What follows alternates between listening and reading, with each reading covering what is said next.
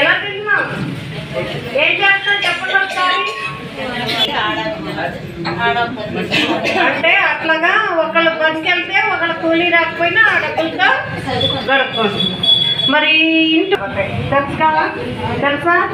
30వ తారీఖు ఫస్ట్ కూడా అక్కర్లే, 30వ తారీఖు డబ్బులు. మరి మనం 3 నెలలు పని చేసినా కూలి డబ్బులు మనకి రావాలి. మరి దీని మహిళా సంఘం ఐక్వా ఏలూరు జిల్లా కమిటీ. నా పేరు శ్యామలారాణి, జిల్లా కార్యదర్శి. ఈరోజు మహిళలకి అనేక రకాలుగా సమస్యలు వస్తూ ఉన్నాయి.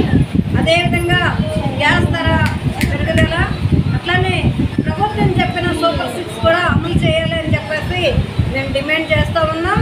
రేషన్ కూడా ఈ రోజున ఇంటింటికి వెహికల్స్ వచ్చాయి.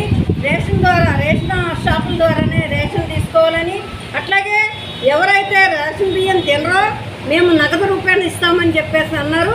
అంటే ఇది ప్రభుత్వం రేషన్ డీలర్స్ ద్వారానే రద్దు చేయించే విధంగా చేయడానికి ఈ రోజున ప్రభుత్వం పూనుకున్నదేనని చెప్పేసి మేము చెప్తా ఉన్నాం.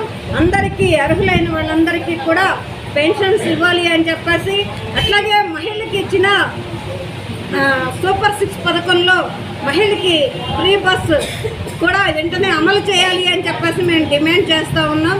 అంతేకాదు గ్యాస్ ధరలు కూడా తగ్గించాలి అని చెప్పేసి, నిత్యావసర ధరలు తగ్గించాలి అని చెప్పేసి, అట్లాగే రోడ్డు సమస్యలు, మంచినీళ్ళ సమస్య చాలా ఎత్తడిగా ఉంది.